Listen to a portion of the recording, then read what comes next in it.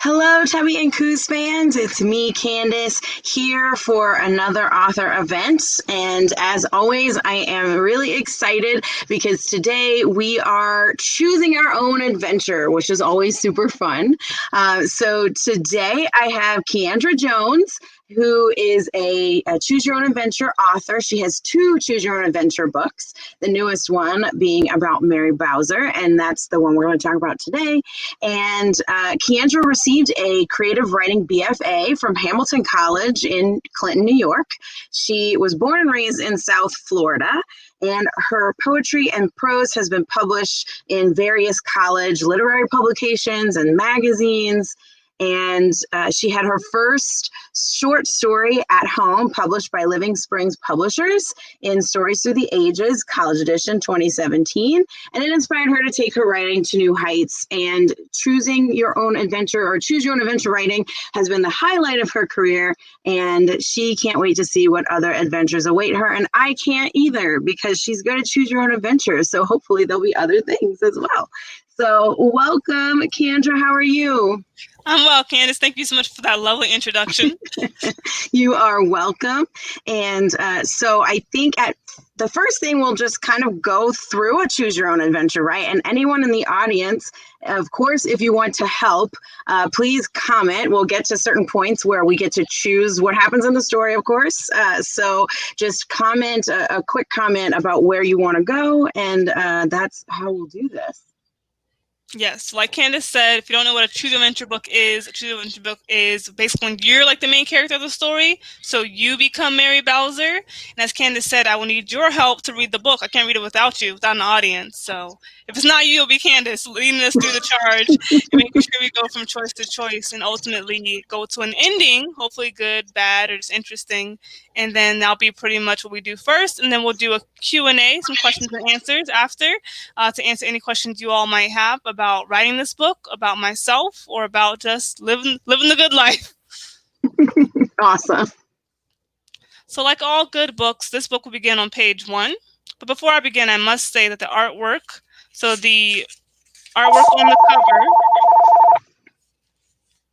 on the cover is illustrated by Mia Marie Overgaard, and that's this beautiful picture of Mary. I don't know how to look at the screen and point. And then the interior art, which I will be showing you as I read, is by Jason Millett. So, Choose Your Adventure Spies, Mary Bowser, by yours truly, Kyandreia Jones. You will not be bested by a tree. You tighten your grip on the willow oak tree's lowest branch, using your arms to pull your whole body up. You can do this, you whisper to yourself. Rain begins to fall. You wipe the moisture from your face. You can see the second-story window slightly open just like you left it. As you reach up to grab another branch, you step on your long purple dress and your feet fly out from under you. Luck and your upper arm strength are all that save you from falling 70 feet to your death. It is a wonder that women accomplish anything in this horrible garb, you think, sucking your teeth in frustration. This rainy summer night in Richmond, Virginia is not the first night that you've had this thought. It's also not the first night that you've climbed this willow oak tree outside the Confederate White House. The year is 1864, during the height of the American Civil War, and you are Mary Bowser, trained spy and the natural foe of every evildoer, villain, and criminal mastermind. For this reason, you were called upon by members of the Union League, an abolitionist secret society, to infiltrate the Confederate White House disguised as a servant in the household. As a former enslaved person turned renowned spy, you were thrilled to spy the President of the Confederacy, Jefferson Davis. You hope you can help to end this gruesome war. Every night you are able, you sneak out of the Confederate White House to meet your friend, Bet Van Loo. Bet advises you on your mission and shares all the intel that you have gathered on President Davis with the Union League. Bet is one of the smartest, fiercest, and bravest people you know. Bet has to be intelligent, powerful, and courageous because she's one of the few people in Virginia who is against the Confederates. You and Bet both take a great risk by meeting. Because you are not white like Bet is, the consequences if you are caught are much more severe. But you are always careful. You sneak out of the house when everyone is asleep. This method has worked for you for the past 3 months that you've been spying. The only complaint that you have is the stubborn, enormous willow oak tree. You must climb it to return to your room on the second floor unnoticed. Enslaved people are not allowed to wander around the White House grounds, and they are certainly not allowed to be out past curfew without the permission of President Davis. You take the bottom of your wet, muddy dress and tie it into a knot, freeing your feet from the long Floyd material. That should help, you think, wiping your muddy hands on the damp fabric. You hoist yourself up the last few branches until your hand clasps the wooden window frame.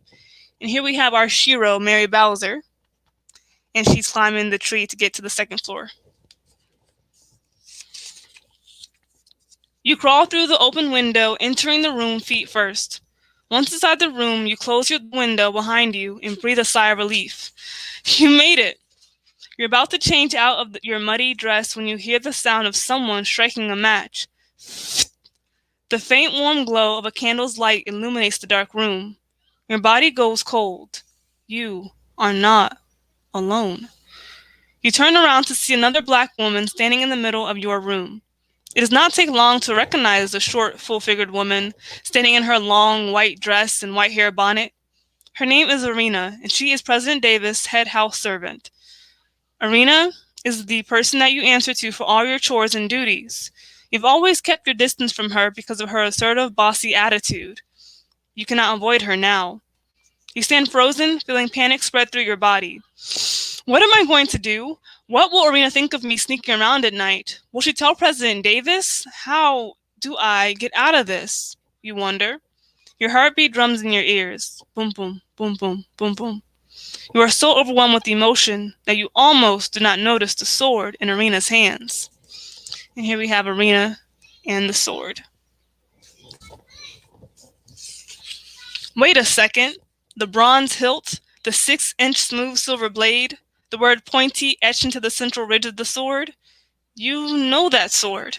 You look down at the floor where you hid your sword and suck in your breath at the sight of the missing floorboard. Oh no, Arena has found your secret stash. You stare at your black trousers, your black blouse, and your black boots, all the belongings that connect you to the spy world. Your diamond-encrusted mask rests on the floor, too. Adrenaline rushes through your veins. Suddenly, your arms are no longer tired from the 70-foot climb. Who are you? Asks Arena, breaking the painful silence. I mean, who are you really? Why are you here in this house? It is the worst question that anyone could ask a spy. If you tell Arena who you are, you also have to tell her what you are doing in the Confederate White House. You can endanger your whole mission. But Arena is an enslaved person. There is a chance that she will keep your secret and support your mission. After all, the intelligence that you gather may be used to both end the war and abolish slavery. Why would she jeopardize the freedom that she would gain if you are left to your spying? If I were you, I would not lie to me, adds Arena, watching you rack your brain for a solution. I may not have experience with this here sword, but I do know which side is the sharp end. If you answer the question honestly and reveal your secret, we'll go to page 9. If you protect your mission and try to reason with Arena, we'll go to page 16. Again, if you answer the question honestly and reveal your secret, we'll go to page 9. If you protect your mission and try to reason with Arena, we'll go to page 16. 9, reveal your secret. 16, try to reason with Arena. I think this one's hard. Let's try to reason with her. All right, let's try to reason with Arena. Page 16. You must protect your mission at all costs. You take a step forward, hoping to reason with Arena. Your movement animates her. She springs into action, pointing the sword at your neck. Ah, warns Arena, holding the blade an inch away from your throat. Not another step. In the candlelight, Arena's face is still. Maybe she is bluffing. You stand tall, planting your bare feet onto the wooden floor. You feel mud squish between your toes. I knew something was strange about you from the moment that you stepped foot on these grounds, says Arena. You are not who you say you are. Arena, you start, staring down the tip of your sword. I am who I have been for the past 3 months. A hard worker, a loyal woman. Please put down the sword. Not a chance, retorts Arena. You sigh. It is hard to reason with someone when they have the upper hand. You are losing patience. You're exhausted from your climb, and you would like to change out of the disgusting purple dress. You watch Arena as her arm struggles under the weight of your sword. Though your sword is only 3 or 4 pounds, Arena has a hard time keeping it raised. It is obvious to you that she's never held one before. She clasps her hands over the hilt instead of gripping the handle as if she were shaking a hand. As an expert swordswoman, you are confident that you could retrieve your sword from Arena, or you could simply move out of Arena's striking range so that you are no longer at risk of bodily injury. Either way, this ends now. If you choose to take back your sword, we'll go to the next page. If you choose to move out of striking range, we'll go to page 54. There are some people commenting, so I'll see if anybody says what they want to do. The last person said to protect the mission, so I'll bet they did that. So it's take the sword from her or move out of her way? Yes.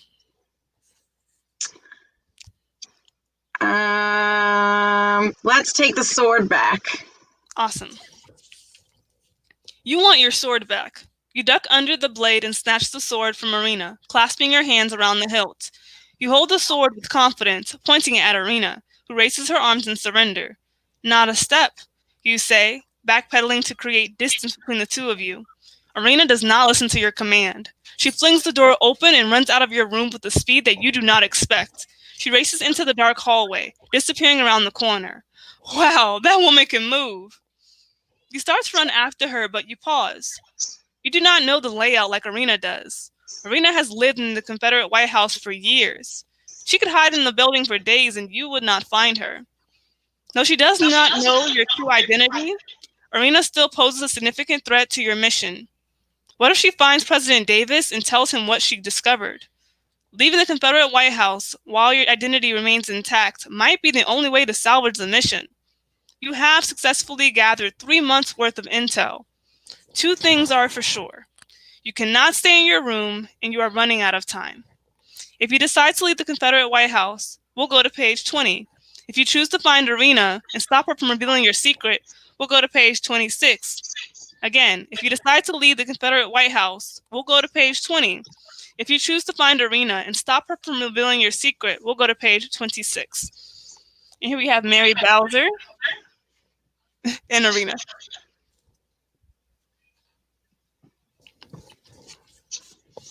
I like the artwork. I know, it's great, right? It's Jason very Lex. good. So fun. Okay, let's leave the White House. Awesome. So we're leaving the Confederate White House. We're going to page 20. After 3 long months of spying, you decide you must leave the Confederate White House. You are determined to put some distance between yourself and the White House grounds. You quickly change from your muddy dress into the spy outfit Arena found beneath your floorboards. You scale down the willow oak tree and into the Virginia forest adjacent to the mansion. You are disguised in your diamond-encrusted mask as well as the rest of your spy gear. The black blouse, the black trousers, and black boots suit you well. You are thankful to wear a more comfortable and functional outfit. It is so much easier to run for your life in pants. You race through the forest with your sword pointy strapped to your side. There is no moon to guide you through the dark, but you run with ease. You have been trained for moments like these. You depend on the silhouette of the trees, keeping an eye on the long branches as you move deeper and deeper into the forest. The ground is wet and slippery from the rain. There are rocks, logs, low-hanging branches, and other obstacles to beware. Yet you run with precision and purpose, using the momentum of each trip, slipping and sliding to maintain your forward motion. You are not sure where you are going, but forward seems like a good start. You can't believe you must leave your mission behind. However, you cannot forget all that you have accomplished in your short time. You have gathered and shared 3 full months of intel with Bet and the Union League. The Confederacy has had the same goal for the past 3 years: convince all the states where slavery is allowed to secede from the United States of America. They must also fight to protect and defend their territories from the Union Army. In your last meeting with your friend Bet, you told her about President Davis' new war strategy called the offensive-defensive strategy. Facing declining resources and soldiers, Davis' new plan creates a flexible defense system that allows the Confederate troops to travel more and meet their military needs. Because the Union forces have chosen an offensive strategy, invading the South and capturing territories, this last piece of intel is very useful. The Union Army may be able to execute a counter strategy and turn the tides of the war. Of course, it is not enough just to receive the information. Union officials must do something worthwhile with it. You should return to Bet's headquarters and see how the Union League intends to use your intel. You've never played a role in what happens next. What if you could help the Union Army launch new missions and develop strategy? You are about to change your course to Bet's headquarters when a bright golden light in the distance stops you. At first, you fear that the light is the torch of a slave catcher or an enemy soldier, but you quickly realize that you are mistaken. The light does not seem to be attached to anything at all. It spins, a sphere moving through the air. The mysterious golden light illuminates an entire section of the forest, showing a small clearing between the trees. What in the world? You wonder aloud, touching your fingers to your lips. You are not the only one who has taken an interest in the mysterious light. Several figures loom in the shadows. You recognize the outline of deer, raccoons, squirrels, and other woodland creatures, all heading toward the light. The forest must be having a party, you think, taking in the strange scene. You are not sure if you want it to be invited. "Mary Bowser," says a voice. It is a soft, sing-song voice, and it seems to come from the light. If you choose to head toward the light, we'll go to page 23. If you stick to your original plan and return back to Bet's headquarters, we'll go to page 70. Again, if you choose to head toward the mysterious light, we'll go to page 23. If you stick to your original plan and return to Bet's headquarters, we'll go to page 70. And here we have Mary Bowser hiding behind a tree, because there's a mysterious light coming from the forest, and the animals are very interested.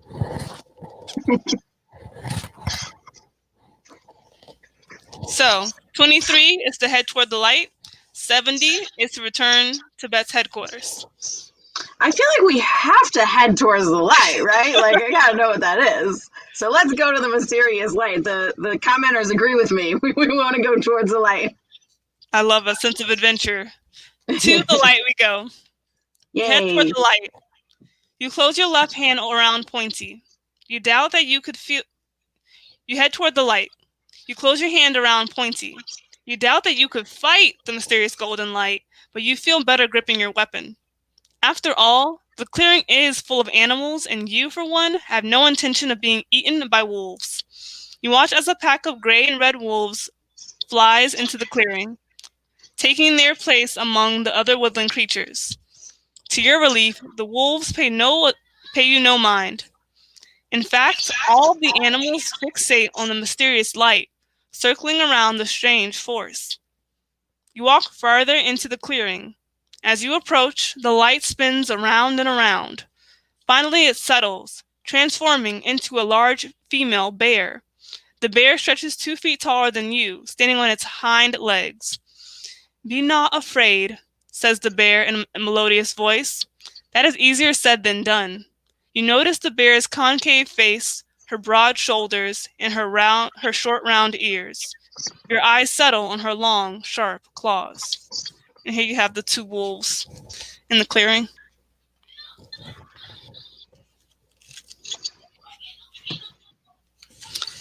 "You have nothing to fear," she insists. "My name is Bala, goddess of confidence and fearlessness, and I am here to guide you." "A goddess? What would a goddess want with you? You are just a spy, a great one, but a spy nonetheless." "You are more than great," says Bala, reading your mind. "You are extraordinary." When she speaks, you hear music. It is a sweet, drawn-out note in a soulful ballad. She looks at you with her soft, black eyes. You can see why the animals are in awe of her. There's a softness and a fierceness to her that you admire. "I know you inside and out, forwards and backwards, upside down and right side up," continues Bala. "I know your past, your present, and your future too. I am here to guide you and see to it that you are successful in achieving your destiny. I want nothing more than to watch you change this country for the better, first by bringing an end to this horrible war. Bala opens her giant furry paws, showing you the truth in her words. You see images of yourself in her palms. You stand, sword drawn and valiant, on the back of a speeding horse. You rise from battlefields without a scratch on your skin. You hide in plain sight, blending into your surroundings like a chameleon.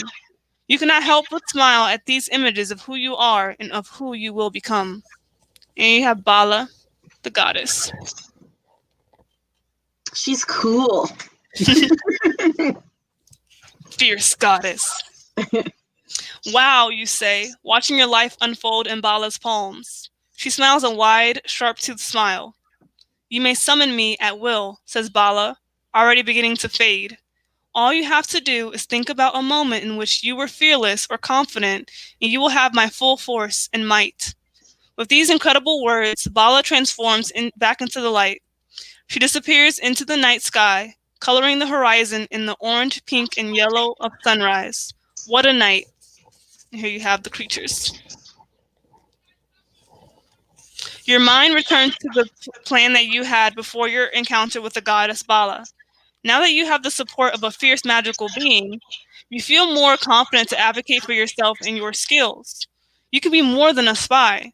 You can play a role in what happens with the information you gather. You could discuss war strategies with the Union League, or you can discuss them with Union General Ulysses S. Grant.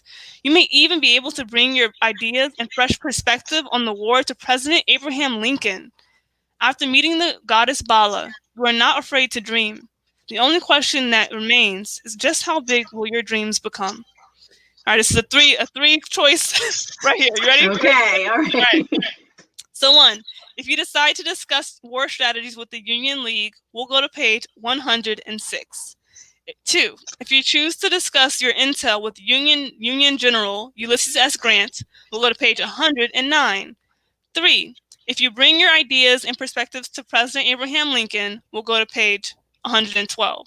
So Union League, Ulysses S. Grant, or Abraham Lincoln? So it's like the three different, like, right? Like the Union League is the people we've been working with this whole time, right? Mm-hmm. And then the general and the president. Yep. We have a bear goddess on our side that we can call on. So this is a fun one. Let's start with the Union League. I'm not sure we should go straight to the president. Let's start with the Union League. I'll keep my finger here just in case we want to come back. Yeah. That's hilarious. I love it. You're like, give me a little bit of mystery, Kyandreia. Let's see what happens. All right, we're going to the Union League. After your inspiring encounter with Bala, the goddess of confidence and fearlessness, you head to Philadelphia to discuss war strategies with the Union League. The members of the Abolitionist Secret Society initially do not take you seriously. They are unaccustomed to taking suggestions from a woman and former enslaved person. However, it is impossible not to hear you out when you have good suggestions and when a magical bear stands by your side. You discuss how to get the most out of the intelligence that you gathered while hiding in plain sight as a worker in the Davis home. You all sit at a large round table. The elite group of men listen to your explanation, and then you begin discussing counter strategies to Davis's offensive-defensive approach. You understand that cutting off the Confederate troops' supplies would weaken their forces faster than occupying their southern territories. Rather than attacking these armies head-on, you and the Union League plot that it would be best to go straight to the Confederacy's artilleries, food sources, and travel roads. And here we have Mary Bowser talking to the Union League.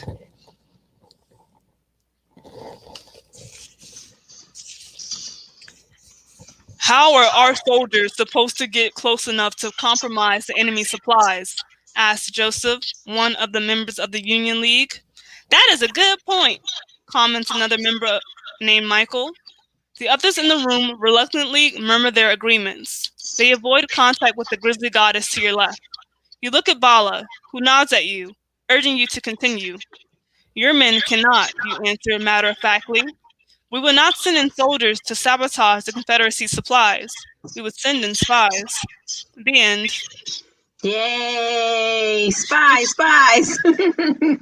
So you want to go back to one of the previous choices, Lincoln or Ulysses S. Grant? Yeah, like I didn't realize the bear was gonna like come. I thought we were gonna have to call her.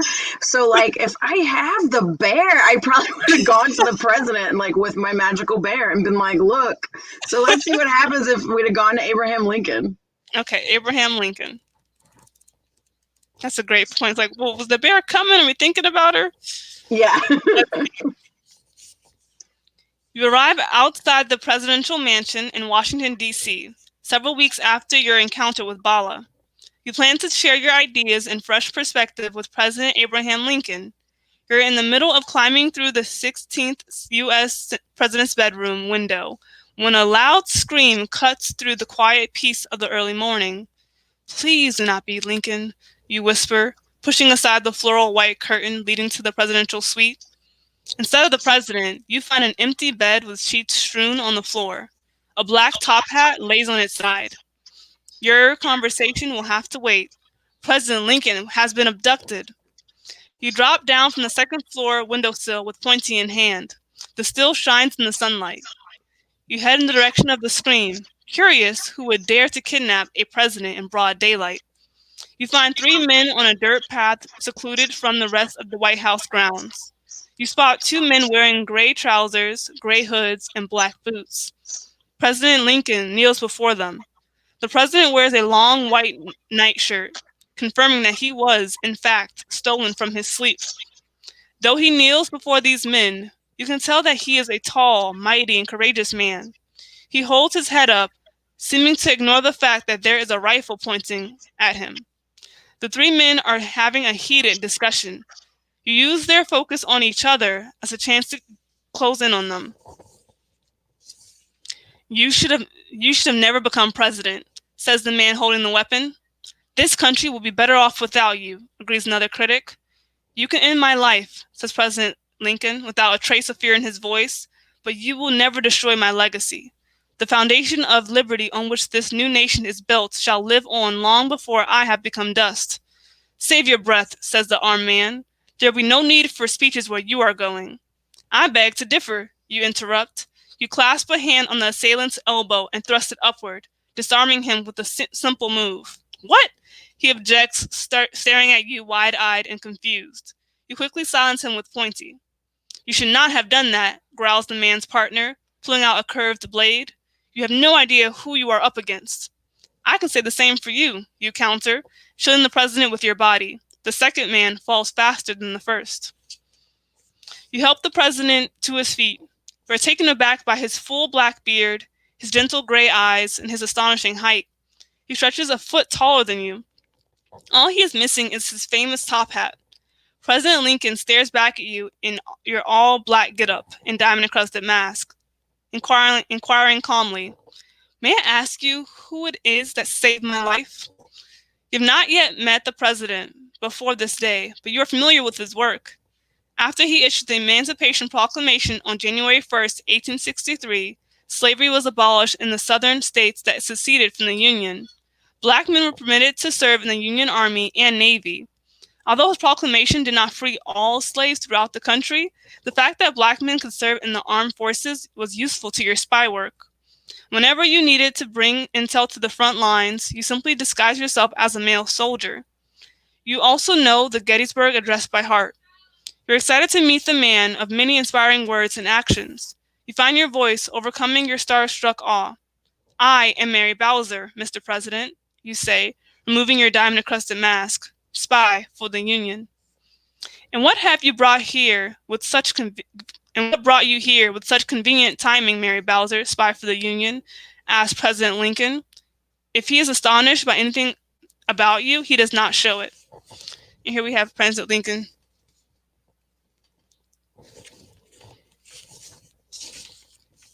"Right place, right time," you answer. "After spending 3 long months spying on Confederate President Davis, I have come to work alongside you." "Let us move to a more acceptable location," suggests President Lincoln, eager to learn more about you and to get away from the 2 bodies on the dirt road. You follow the president back to the executive mansion where you two discuss your ideas for ending the war and your fresh perspective as a formerly enslaved woman. You go on for hours about improvements that would make the country a better place for all men, women, and former enslaved people. All the while, President Lincoln listens to your suggestions, taking notes and asking questions along the way. You never knew how much you had to say about the state of the nation until you were given the opportunity to voice your opinions. I'm running for a second term, says President Lincoln, once you have finished your fruitful discussion, and I'll be grateful to have a bright, capable individual like you by my side. As you saw earlier, things often grow dangerous for me, as President Lincoln. It would also help that you know your way around a weapon or two. Pointy and I are at your service, sir, you say, playfully putting on the president's top hat. Let us go help you win an election. The end. So it would have worked out either way. We saved the president. Yay! Yeah.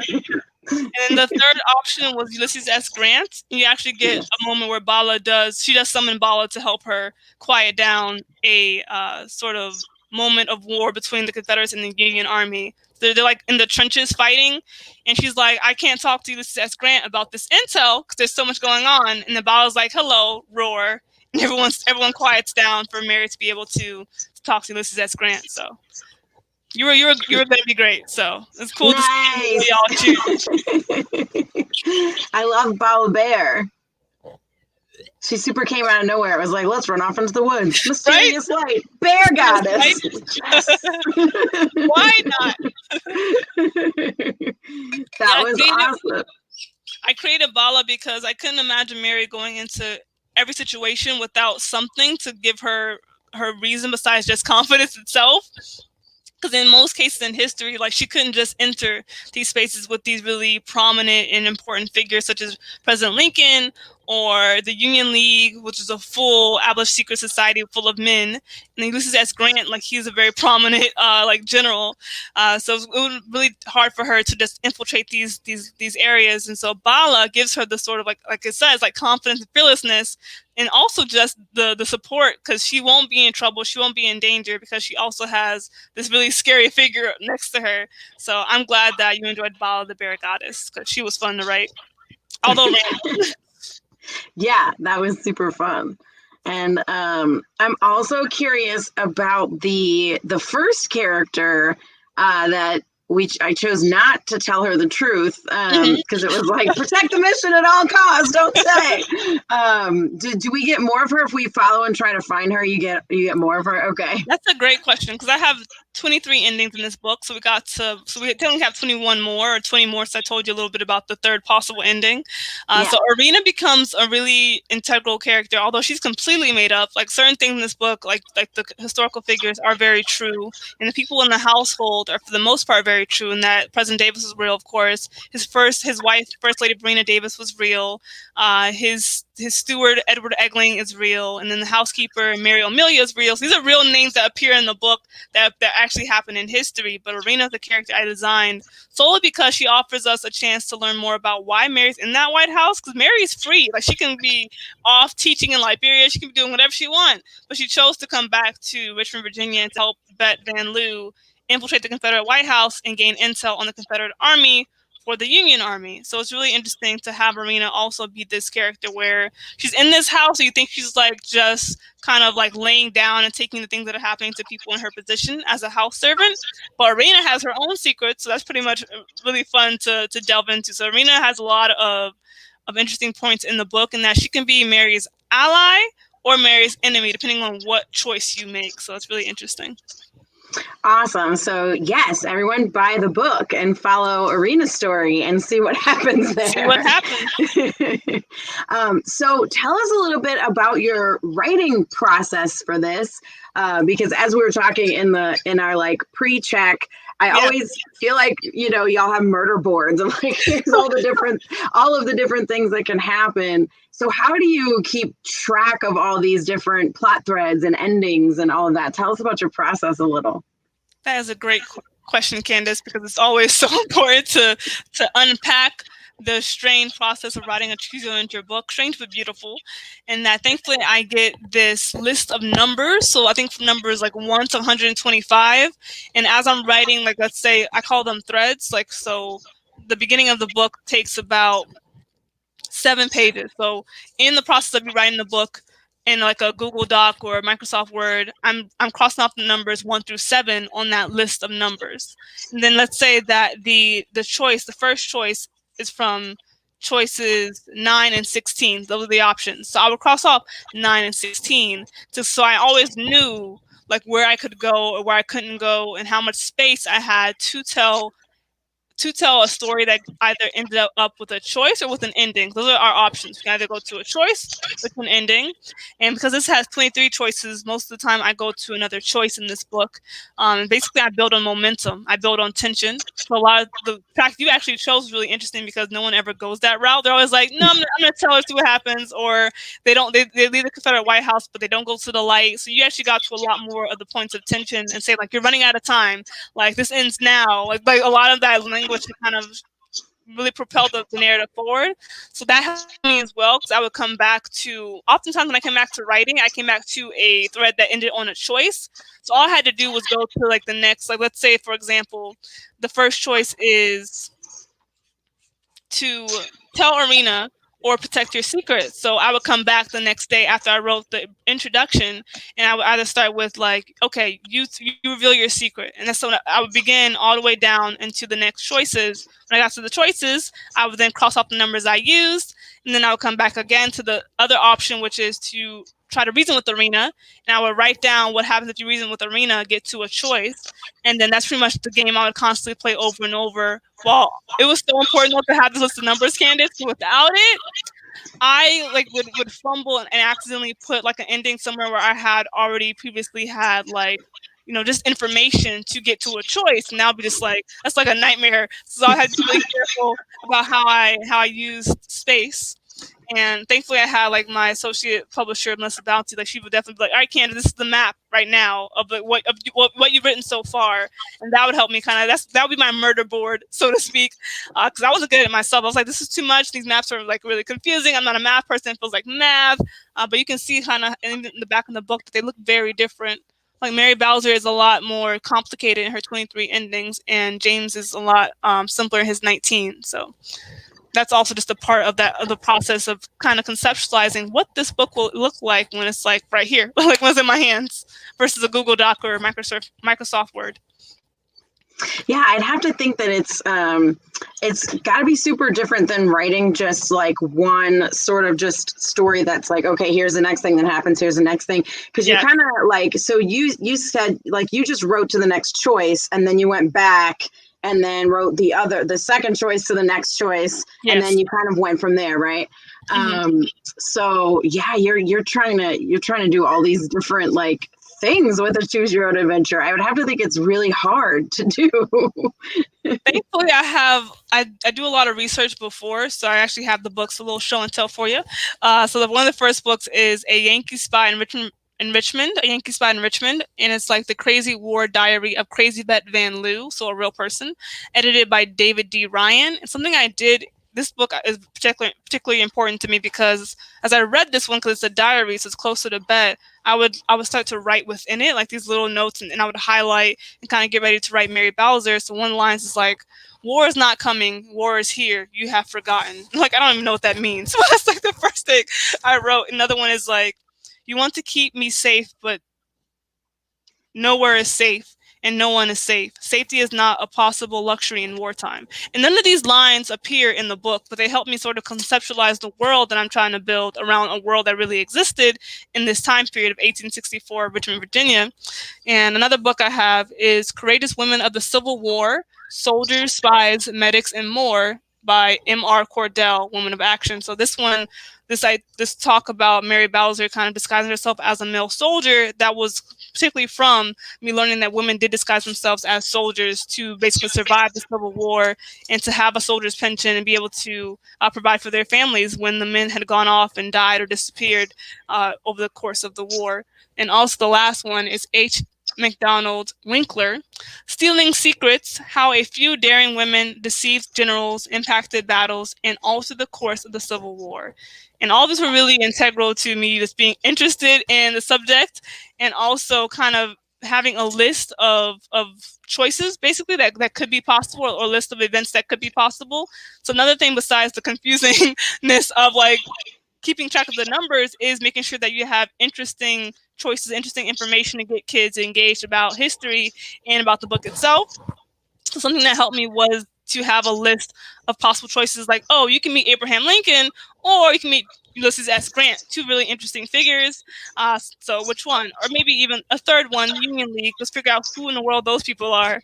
So I would have like a list of possibilities to keep me constantly writing towards something. So we talked about heading toward a choice. I knew the choice I was heading toward. If I didn't, it'd be very confusing. I would waste space. And I would eventually have to cut back and pedal back and make sure that I use the space correctly, because if not, then I would run into all types of confusing problems with the numbers, or I would have to like reconfigure numbers to be able to then suit the space I used or misused. And so I was very intentional about the space I used because I didn't want to be confused and have to design a murder chart or a bunch of notes on the wall to keep track of it myself. Yeah, and I think like figuring out those choices, like those are at least the Abraham Lincoln, the Union League, and Ulysses S. Grant are three very different things too. Like Ulysses S. Grant is in the middle of the war, like leading stuff. Abraham Lincoln's the president, so he's kind of like out of it, but people really want to kill him. And then and then you have the Union League, who is more like it's Sitting like in you a said, room. it's a bunch of men. They're trying to like influence things in a way. They're more like a secret society kind of a deal. So so those are like three very different things that could happen. So I think that's cool as well. And I was going to ask you about research because I was curious because, even in the short amount that we did too, you had a lot of like battle theory and strategy about like, okay, these are different things that we could do to influence. So I'm just wondering, like, did that come from some of that research as well? So it didn't come from these books in particular, but it's really funny because a lot of things that happen in the book that are very like, you would think that they're small, I was like really like interested in getting really deep into it. So that's a good example of the battle strategy. I had to literally look up what were the battle strategies during this time and like sort of interrogate them to be able to, I had to understand them myself to be able to then regurgitate them for the book and for children. But there's also a moment in which like Mary's falling downstairs. I was trying to figure out how would a professional fall downstairs because she's supposed to be a professional, and that was hilarious to look at. I was like, okay, so this is basically the step-by-steps of how a person who is a professional at falling, of like being quick on their feet, this is how they would fall. So that was helpful as well. Or like little things like that, those little details that make things interesting for kids and also just fun to sort of translate into a book.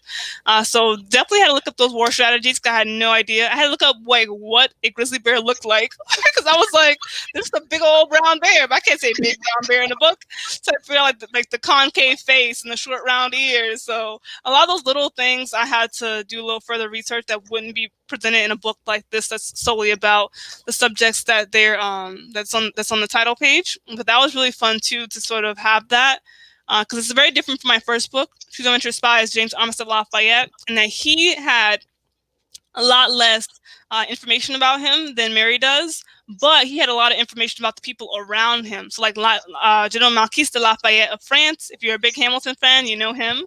General George Washington, maybe you know that guy, perhaps. He also might be a Hamilton fan. It's like these weird sort of factoids about General George Washington actually being like over 6 feet tall and having red hair and some questionable teeth. Like, are they false? Are they belong to somebody else?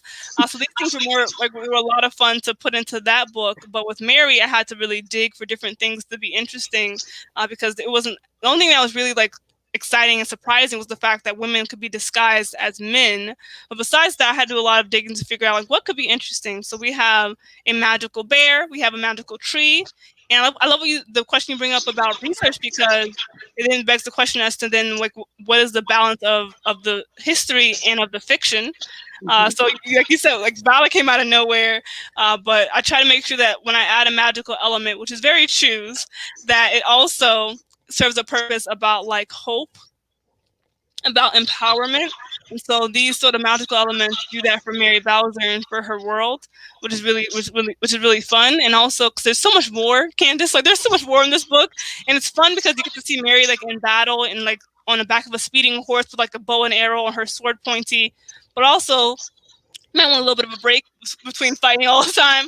And so like these little moments allow her to really come out as a character and show that she's not only a fighter and someone who is a warrior, but she's also someone who's very intellectual and an advocate and someone who wants to understand the world around her, even in all of its craziness and its difficulty. So that was a lot of fun too. Yeah, and I have one more question for you that I'm super curious about how this works. Do you get to pick who you write about, or is it sort of assigned from Choose Your Own Adventure? Like they have a list of people that they want to do, and how do you choose? Like, do you get a list and you get to pick from that list? Do you get to like choose? Like, how does that work? Another great question. So for my first book, James Armstrong Lafayette, I remember just learning about the spy series because it was very new then. Like literally, like the book I was writing, the book that Catherine Factor was writing, another author for Choose Your Own Adventure, who came out the same time that James did. Her book Matahari came out at the same time. So we were the ones who really started the series, so to speak. So we pretty much had just like pick of the litter, like whatever you wanted to write about out of this list, though, out of this list of spies, you could write about. But something that stood out to me about James Armistead Lafayette was the fact that his story hadn't been told. One of the other spots I could have chosen was like Harry Houdini and Mo Berg. People I had kind of heard of, like with the whole Paul Rudd movie, The Catcher Was a Spy, was Mo Berg, who's a baseball player and a spy, for those of you who are watching. And that was cool, but the fact that he already had a movie about him, and the fact that who doesn't know Harry Houdini, but James, the fact that it was this cool sort of moment of this Black man, this enslaved person playing a crucial role in America gaining its independence. And so for those of you who do not know, James Armistead Lafayette worked alongside Marquis de Lafayette, kind of hear the name echoes, and General George Washington. And he basically gathered intel on the Battle of Yorktown, and that, if you know history, is a battle that ultimately won the war, the American Revolution. And so, like, James was really integral to the independence of this nation, and yet his people were enslaved this time. So I love the irony of that. I love the idea of looking at the past with a hopeful gaze, a hopeful lens, because I'm writing for kids and for students. So that was really exciting to pick James and then to walk down the path of what could have been and what was. So that's how James got picked. And Mary Bowser was just a simple, just like, does this person excite you? And I was like, yep. And that's pretty much, it was cool to have this person who was completely different from James. Like I said earlier, James had less information about him. Mary had more. And so Mary got to be a lot more confident. She was more confident in real life, in the fact that she had a photographic memory. She was an orator. She loved to speak to crowds about abolishing slavery. And James, on the other hand, at least in my understanding of him, was like quieter. Like he had to sort of rise to the idea of being a hero just because of circumstance. Versus Mary was like, I've been a hero. I've been doing this my whole life. So it's really fun to, as a writer, to have both worlds and have these two characters, because they are so different. Even though they're operating with kind of like the same idea of like being a Black spy during a time in which most of their people are enslaved and fighting these wars of that's applies to them but doesn't really apply to them in their position in society. So thankfully for James, I got to choose, and that was really exciting. And then for Mary, because I had already chosen James, it felt like a natural transition to go to Mary. And do you know what you're doing next? So next I have a baby board book, a Choose Your Own Adventure baby board book, if you heard of them. So we've had a couple come out already based off of the originals of R.A. Montgomery. R.A. Montgomery was a great Choose Your Own Adventure author, co-founder of Choose Your Own Adventure, Choose Co. And he also had these really great Choose Your Own Adventure books like The Lost Jewels and the Booty. That's the one I wrote for the board book. So basically you take a existing book kind of like this, and you pare it down to like for like 0 to age 2. So like really pare it down to I think 2 to 4 choices. And so like kids who are like younger, like I saw a 3-year-old the other day reading a book about like a Yeti, and it was super cute, based off of The Abominable Snowman. So it was cool to see how these books become this joy for middle grade readers, and it gets brought down for babies of people who loved the series when they were young. So that's really exciting for 2021. I have The Lost Jewels and the Booty. It's an adaptation from R.A. Montgomery. That's awesome. I did not know that Choose Your Own Adventure was doing board books. That's super cool. I have a 2-year-old nephew that now I'm going to look into those for because I think it would be really fun to like read them with them. And Oh, he's like old enough to where he would like you say, "What do you want to do?" And he could probably pick. So I I love think that that. would be super fun. That's so precious. And where can people find you online if they want to see more about you and your work? So you can look on cyoa.com if you want to send me a letter, if you want to see more about my books, or you can follow me on Instagram at Kyandreia Jones. So if you find my book, you find my name. It's also on the screen. So you'll be able to follow me for poetry, for updates. And yes, that's about it. Okay, awesome. And I'm going to type that in here as well to the chat so that people can click on it if they want to and go to cyoa.com. And it's just at Kyandreia Jones if you want to find Kyandreia online. And yeah, try to keep it as simple as possible. And I also want to show you all the covers of these books. So here they are. Kyandreia's books. There's Spies. Mary Bowser is the one that we went through today, and James Armistead Lafayette is the first one that Kyandreia did. And there they are too. Awesome. And you can buy these books. I mean, of course, we would love you to buy these books at tubbyandcoos.com and just click on place an order and type it in there, and we can get you these books. I know that the folks who are watching like want to read through the rest of this Mary Bowser book. I do. I want to find out what happens in all these other storylines. So definitely take a look at that. People are excited about, you said poetry, and people are excited about that as well. So just to let you know, people are like, ooh, poetry, I have to go look this up. So yes, go find that online. That's so exciting. And I think that is about it. Do you have anything else that you would like for people to know? No, thank you so much, Candace. Thank you to Tubby and Co's bookstore. So amazing. Please support your local bookstores. They're absolutely phenomenal, and they're the superheroes of so much. But also stay safe and stay gold, everybody. Yes, thank you so much, and yes, please, everyone, stay safe and order books. And we'll see y'all later. Thank you. Have a good night, everyone.